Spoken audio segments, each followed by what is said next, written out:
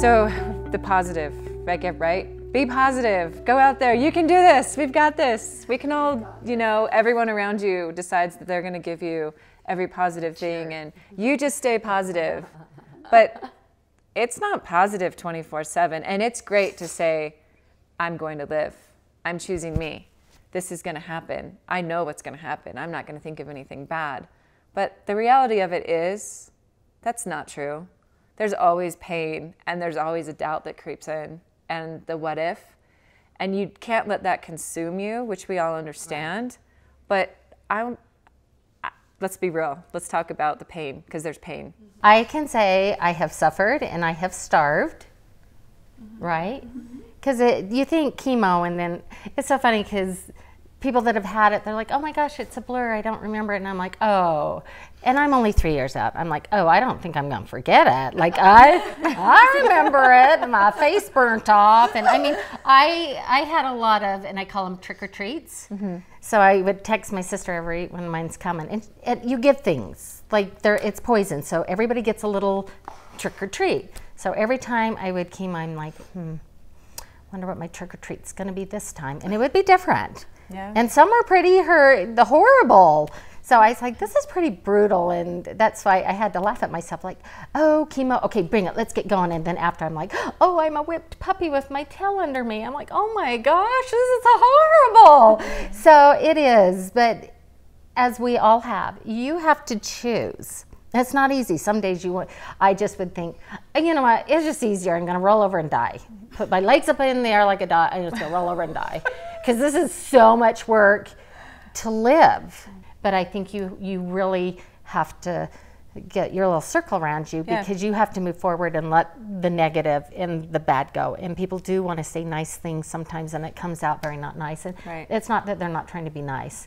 They don't get it. They don't. But that's okay, and they're not trying to be mean. Right. But people that aren't in my corner cheering me on, I've walked from those. You protect your inner circle. Yeah, I'm protecting myself a lot more. Because Yes.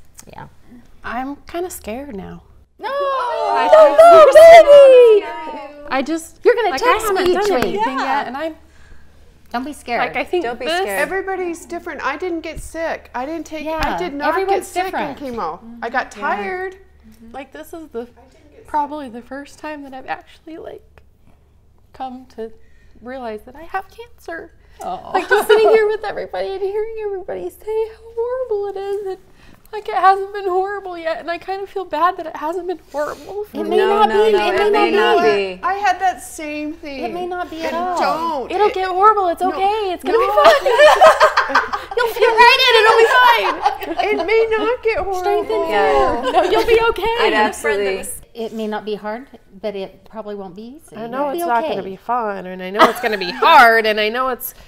But I mean, in the end, I know in the end it will be okay. It has, like, there's no other choice. It has to be okay. No, totally.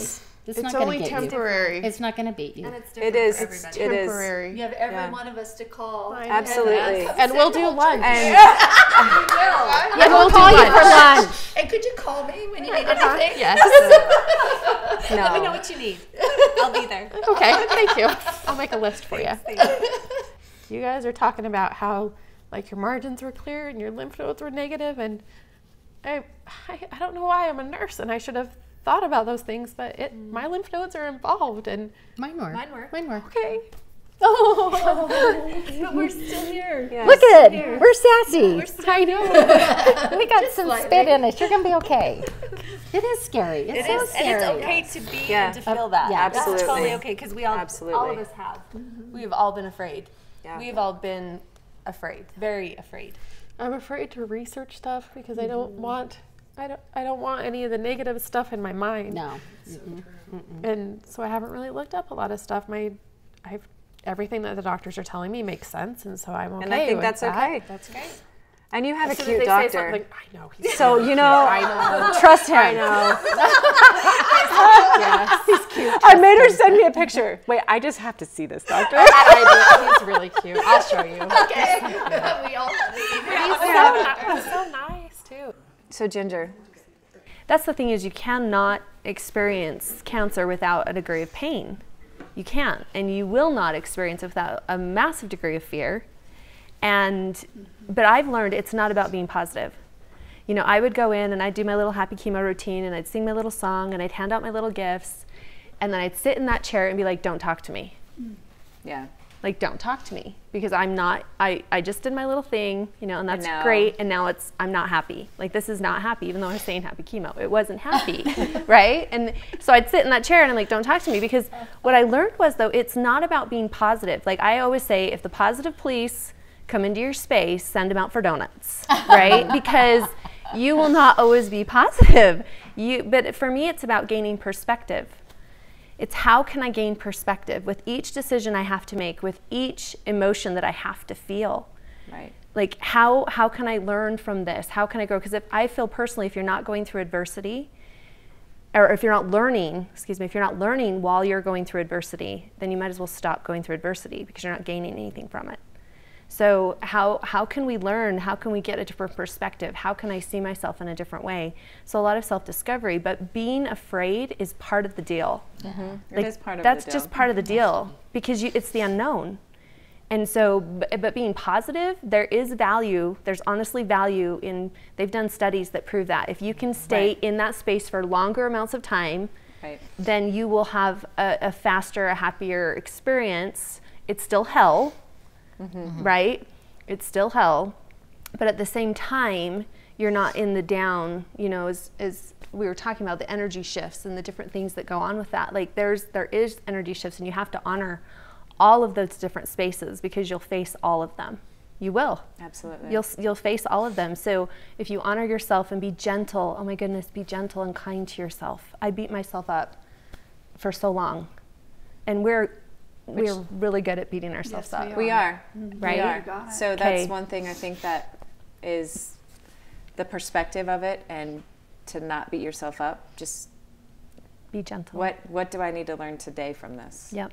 You know, because you're not going to be smiling 24/7. Nope. Can't be sunshine you know? all the time. No, Nope. you can't be. And that's why we have rain, because the rain allows us to refresh, regrow. Right. And appreciate the rainbow. Yeah. So, Lydia. I'm that weird person that I cope with humor, and everything is hilarious to me. I mean, I'm going around with this thing in my nose with the little bladder thing, and I mean, it's just hysterical to me. I don't know. I would go to my chemo, and my nurses and I would laugh to death, and yet I still had those moments of deep fear and concern, but I don't know, I just kind of made a joke out of everything. What I've found for me to bring myself back to center, because I always have to bring myself back to me, is, you know, we've been talking about fears and everything, is staying present. That's the biggest gift, is if you can stay present and not worry about the future. Because when you do that, it's unknown. We don't know what's going to happen. So if we can keep coming back to the present, and wherever I'm at, whether I'm crying or I'm having a good day, I'm okay with where I am, and you have to let yourself be okay. And it's hard. It's hard to, I mean, I teach people, you know, my teacher reminded me, wow, you really get a chance to live what you teach. I teach slow down, be present, breathe. And it's been, there's a part of me thinking that's why I was diagnosed, so I could become a better teacher. It's made me a better teacher. But there are doubts, and you wonder, and it's okay. You can go there for a second or a minute or 10 minutes or a day, but you always know you can come back to the center, whatever that is. My biggest, when you said how your friend was saying about what can you do for me? Well, my biggest one was a friend of mine who went through not cancer, but something physical. And when people ask how you are, and honest, because I'm not a liar. I can't lie, and nor do I want to share it to every Tom, Dick, and Harry. Right. It's called organ recital. I don't want to share all that, right? Right. And so my biggest thing that helped me is when someone asks, how are you doing? I am unbelievable. I could be unbelievably stressed. I could be unbelievably happy. But right now in this moment, it's unbelievable. I am and people just go, oh, that's great. And then they go on their way. Right. And if you're feeling really good, then tell them that you're, you know, whatever you feel. But if you just want to give a response where you're done, I'm unbelievable right now. That's such great advice, really, because you don't have to open conversation. No, that's And how you can you don't cut it need off. to. And people are totally accept it. They're like, oh, okay. Yeah. She's unbelievable. She's unbelievable.